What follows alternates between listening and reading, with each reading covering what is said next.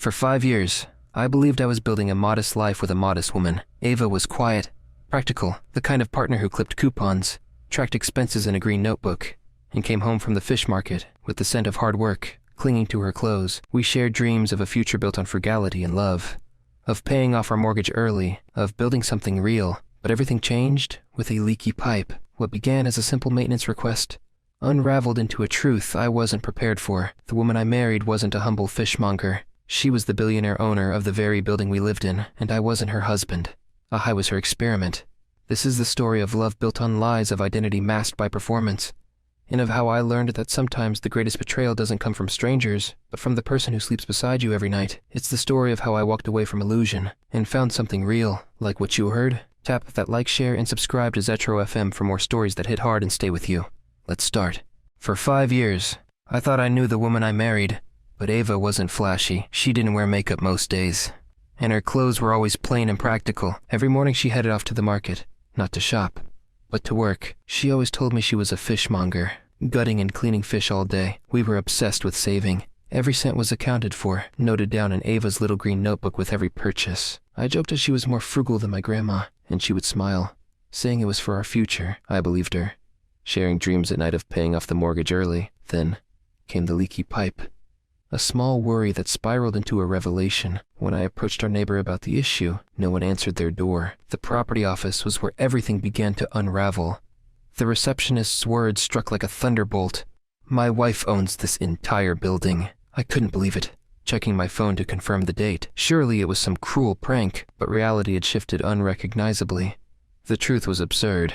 Ava, my humble fishmonger wife, was actually a wealthy real estate mogul, and every neighbor I knew was part of her well-crafted illusion. I didn't walk home that day. I stumbled. My feet moved, but my mind was frozen, thoughts crashing into each other like traffic on a foggy highway. Ava, billionaire, developer. I replayed the receptionist's words again and again. She owns this tower, developed it herself.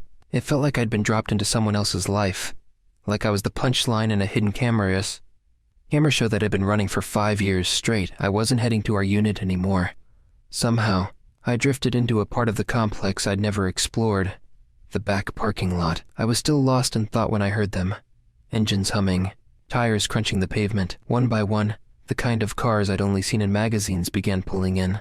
First a Porsche, then a Maserati, a sleek Mercedes, and then, with a slow, commanding purr, a black Rolls-Royce Phantom. My breath caught, and out stepped Ava, my wife, except not the woman I knew. She wore a tailored dress that looked like it belonged on the cover of Vogue. Her heels clicked like a metronome of power and precision. The woman beside her, a secretary maybe, rushed over with a set of keys and a tablet. Bowing slightly, I recognized the secretary. She was the same neighbor I'd awkwardly shared elevators with for years. The one who avoided eye contact, except now she was smiling at Ava with reverence, practically glowing with admiration. I stood there, hidden in the shadows, watching the truth undress itself before me. The woman I thought was gutting fish for a living was being flanked by assistants, chauffeured in a luxury car, and wearing a watch that probably cost more than our entire mortgage. And then, Ava removed it all. She slipped off her designer heels, stripped the watch from her wrist, and handed it to her assistant like it was nothing more than a rubber band. She walked over to a beat-up green electric scooter parked by the lot entrance. The scooter. Our scooter. The one she said she used to get to the fish market every day. She climbed onto it, adjusted her helmet, and drove off, heading back toward the normal life we'd shared for 5 years. My knees felt weak. How much of it had been real? The budgeting, the grocery runs, the late-night talks about saving for the future. Was I living with a partner, or just another asset in one of her controlled environments? I used to think our apartment building was filled with strangers and struggling families, just like us. Now, I had every reason to believe the whole place was an elaborate set, a stage, a performance, and I was the only one who hadn't been handed a script. I didn't plan to follow her, but something compelled me as she rode off on that old green scooter. It was the same one I used to tease her about. We had shared so much, years, a bed, dreams, but now, I doubted everything I thought I knew about her. Was it all an illusion? As she parked near the market but didn't enter, I watched her with curiosity tinged with unease. She simply waited, and soon, a white Porsche approached. A woman in designer shades, more cars, more laughter, surrounded Ava. They belonged to a world above mine, one of wealth and effortless grace.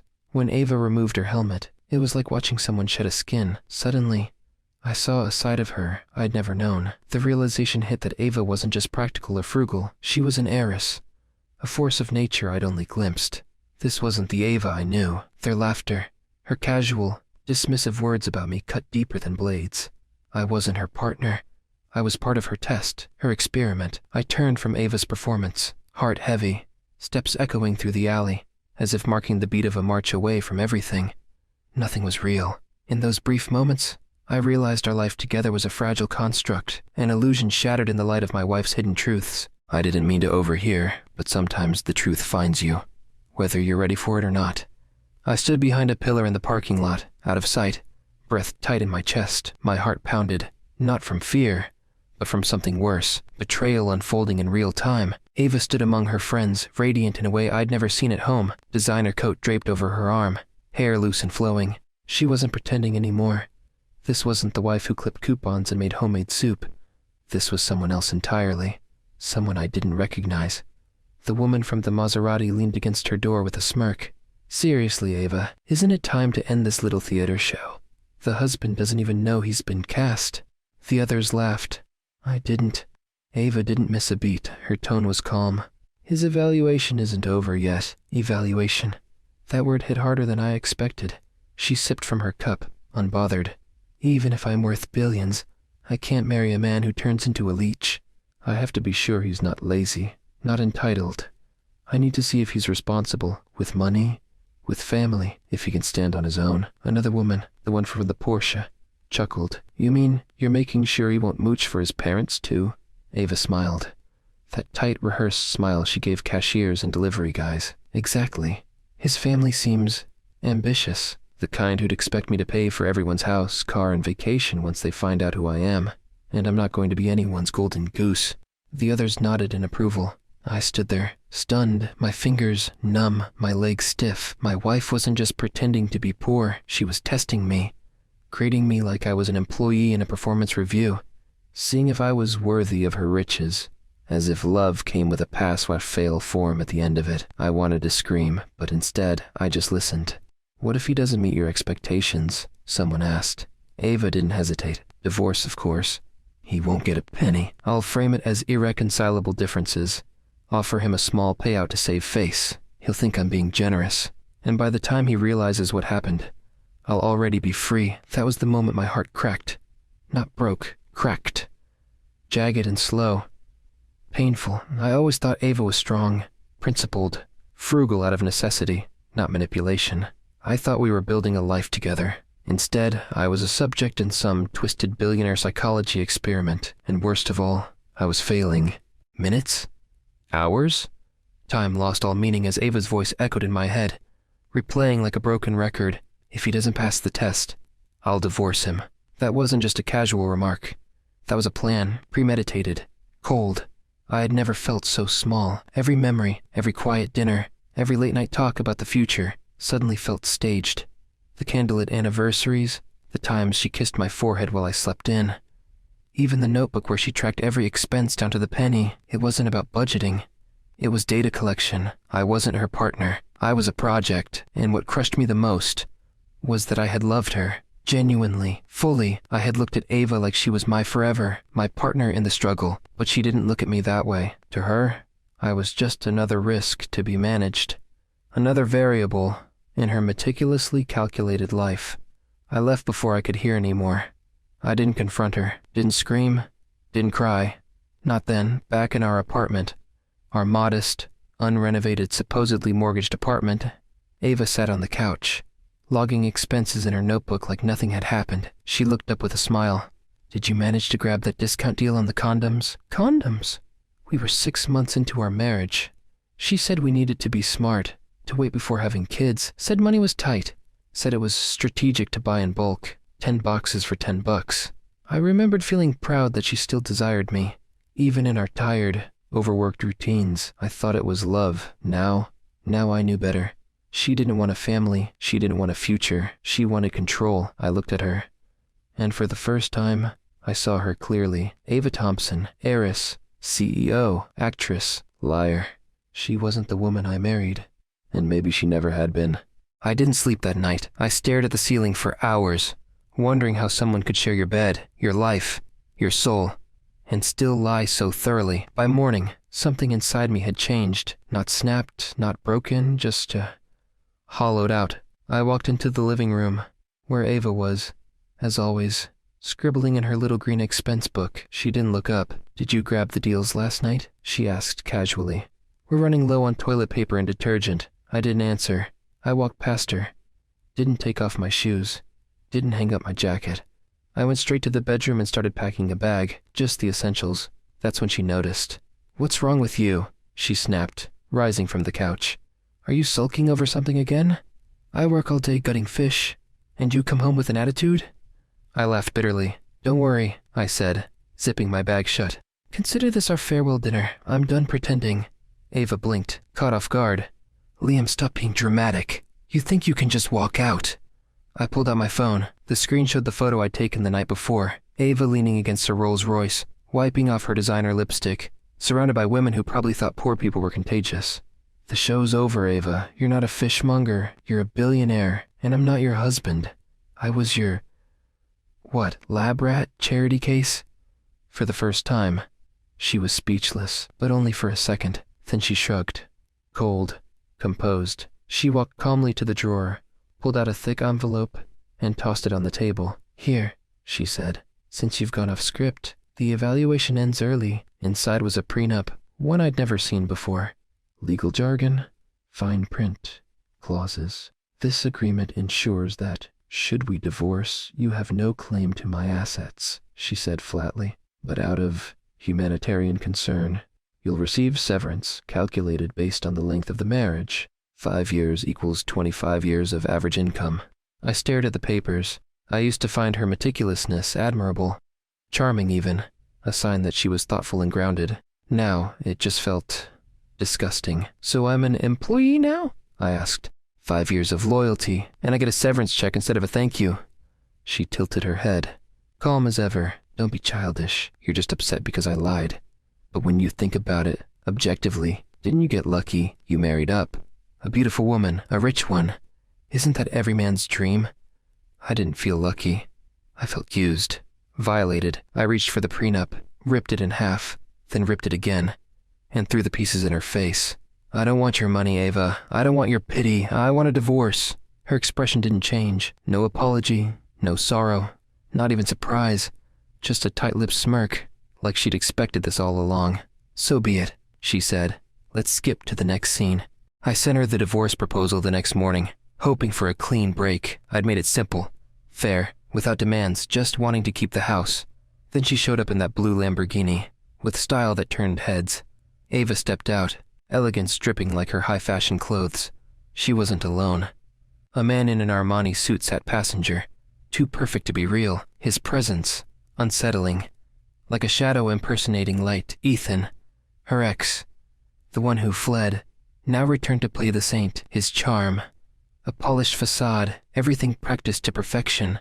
With deceptive earnestness, he approached me, words honeyed and sickly sweet. He pleaded for Ava's sake, pulling at strings crafted from regret, but his sincerity was a carefully wrapped lie. His eye contact held Ava, not me, as if orchestrating his comeback under new pretenses. In an echo of instinct, I slapped him, sharp. With reverberating force, the world paused. A collective breath held at once. Ethan blinked, humiliated. Equilibrium momentarily shattered. I stood firm, resolve burning through every word I spoke. "I don't hit people. I never have." Something about Ethan made my blood boil. The way he flaunted humility while seeing Ava as a lost trophy. His words ignited a fire within. He grabbed my hand and brought it close to his face, whispering daringly, "Go ahead. Hit me." He believed I wouldn't have the nerve. So, I did it, smack. Like a thunderclap breaking the silence. His head twisted sideways, cheek flushing red. Ethan was bewildered, not hurt, bare, his facade shattered. Stepping closer, I challenged the reality he constructed. "You planned for this slap, for your show!" Ava stepped in, her voice cutting through with sharp elegance. "Liam, enough! You have nothing to prove!" I turned to her, firm yet weary. "Not to you, Ava, not anymore." I laughed, hollow and cold. You didn't lie for safety, but for control. This is all just your script." Ava folded her arms, defying yet knowing. "Maybe I manipulated, but you stayed because you care." My voice steady as stone. I replied, "I needed certainty. To know the woman I married was truly gone." Holding the green divorce papers, I pondered a new reality. This is my freedom. Ava's expression flickered. Panic, real and unsteady. Ethan stood silent, his act slipping, stepping backward. I turned toward the clerk's office. Inside, something within me broke. No tears emerged in their presence, but truth unveiled, cold and cruel, a personal revelation. Most people assume divorce is a clean break, but when you're dealing with someone like Ava Thompson, nothing is ever that simple. I thought filing the papers would be the end. I thought the slap, the truth, the confrontation, those were my final scenes, but Ava wasn't done acting. She refused to finalize the divorce. She delayed, disputed, claimed we needed more time to talk. I knew what she was doing, stalling for the 30-day cooling-off period to expire, hoping I'd come crawling back. I didn't. Instead, I packed up my things and moved out of the apartment. Not that it ever felt like my apartment, not after I found out the whole building was hers. Every neighbor, a paid actor, every smile, a prop. I rented a cheap studio near the office. No decor, no fancy furniture, just 4 blank walls and a futon, but it was mine. And for the first time in years, I could breathe. Ava still texted, still tried to play calm and clever. "Are you really going to throw away our marriage over one lie?" No, Ava, I was throwing it away over every lie, and that would have been the end of it, until Ethan resurfaced. This time, not in a Lamborghini, but in handcuffs. I was walking out of the office when I saw it. A police car pulled up beside the curb, lights flashing low. 2 officers stepped out and approached him like they'd done this 100 times before. "Mr. Ethan Vance, you are under investigation for fraud and financial misrepresentation. Please come with us for questioning." He froze. Ava stood nearby, stunned. Her eyes went wide, her lips parted. For once, she looked truly caught off guard. They hauled him into the back seat like a prop in a bad TV drama, and just like that, the cracks began to show. Everything Ava had tried to rebuild, her pride, her performance, her illusion of control, started falling apart. Rumors swirled. Ethan hadn't come back for love. He'd come back for money. He'd lied about being divorced, lied about having overseas businesses, pitched fake investment deals to Ava and her old classmates. Schemes backed by nothing but charisma, and spreadsheets full of fake data. It was a romance scam with a designer watch and a pretty face. Ava had fallen for it, again, and suddenly, the woman, who once looked untouchable, cold, calculated, invincible, looked human, exhausted, embarrassed, alone. She didn't reach out for a few days after Ethan's arrest. Then one morning, she showed up outside my office building. No Rolls Royce, no makeup, just dark circles under her eyes and a red property deed in her hand. She looked at me like I was the last thing holding her to the world she used to rule. And for the first time since I met her, Ava Thompson looked like someone who knew she had lost. Not the money, not the image, me. But what she didn't know was, I was never hers to test, and I wasn't going back. She was waiting for me outside the office, stripped of her usual facade. No chauffeur, no sunglasses, just Ava in the morning light with her arms crossed. She seemed smaller, as if the arrogance had left her, leaving only quiet desperation. She stepped forward, offering the red document like a fragile truce. Her voice trembled with softness I'd never witnessed before. This wasn't the commanding CEO, or the cunning strategist standing before me. As Ava pleaded for a fresh start, her fear was clear, but I stood unmoved, the weight of truth in my hand heavier than the document it held. I recalled everything. The deception, cloaked as love, the manipulation hidden beneath smiles, the nights when confusion reigned, and she watched from ivory towers of privilege. Then, with a smile that spoke volumes of bitter realization, I tore the deed apart. Each rip echoed a silent farewell to the lies. Ava gasped, unable to fathom what was slipping through her fingers. My rejection was redefining entitlement and unwrapping loyalty from deceit. Fear replaced her once stone-cold composure, a raw panic she couldn't mask. Her desperation to mend what had never truly existed was futile. For the first time, this wasn't about transactions or contracts. It was about dignity, a concept that had become foreign yet vital. I should have known it wouldn't end with Ava. Because when you leave someone like her, you're not just divorcing a person, you're divorcing their world. And unfortunately, Part of my world still wanted in. It started with a phone call from my mother. "Liam, I heard about the divorce. You can't be serious." "She's rich," I sighed. "Because she lied to me for years." Then came my father, yelling in the background, "That girl could have bought your brother a house, a mansion even." They didn't care about the truth. They cared about what Ava's wealth could do for them. And suddenly, I understood why Ava had tested me in the first place. She expected men to be leeches because most of the people around her were. They begged, pleaded, guilt-tripped. My mother even tried to pull the ear pinch, like I was still 8 years old and forgot to clean my plate. Then came the worst part. They brought homemade food and half-baked apologies, but it was just a cover. All they wanted was Ava. And money. That's when my younger brother Jake stepped in. He was quiet most of the time. If Liam doesn't want to stay married to someone who treated him like garbage, that's his choice. My father's mustache twitched. For once, someone saw me. Not as the idiot who walked away from a fortune, but as a man trying to walk toward peace. That night, I sat alone on the floor of my studio apartment. No Ava, no marble countertops, no inheritance, just me. And for the first time in a long time, that felt like enough. After the dust settled and the shouting stopped, all I wanted was peace. And somehow, peace looked a lot like Chloe Carter. She was Ben's little sister, the artsy one, always immersed in her sketchbooks. Her creations belonged in animation studios, filled with dreamy landscapes and imaginative characters. When she asked if I would manage her career, I agreed without hesitation. It felt like an opportunity for both of us to start fresh. Chloe's talent was undeniable, and within the first month, her star was already on the rise. Despite the rapid success, she remained unchanged, a true artist at heart. We worked late into the night on a brand deal, sharing tired smiles across her cluttered workspace. "You divorced too late," she joked, her eyes filled with warmth. In our partnership, there were no tests or masks, only genuine understanding. I didn't need anything extravagant to feel my place in the world. Chloe gave me purpose.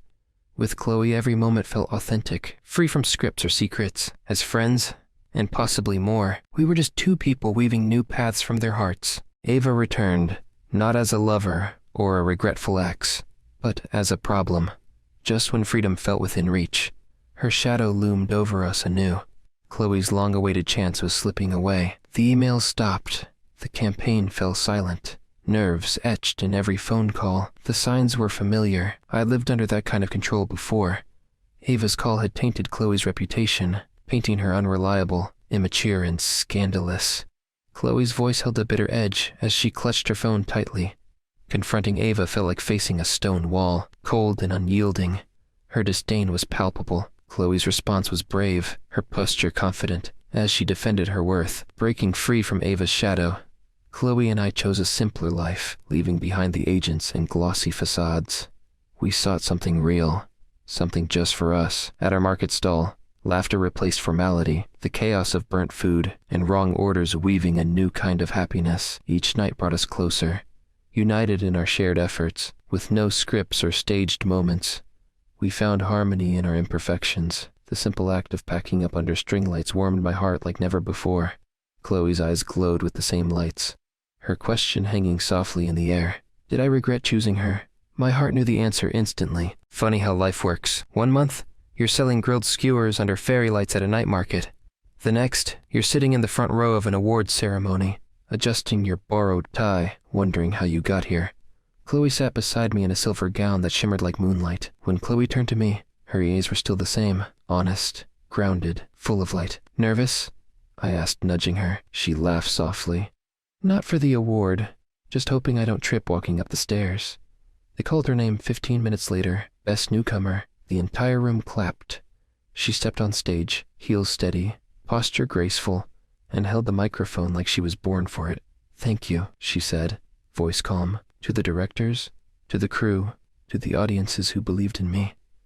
Then she paused and looked straight at me, and to the man who stood beside me when I was no one's first choice, who managed my calendar and my heart, who never once asked for credit. The crowd went silent.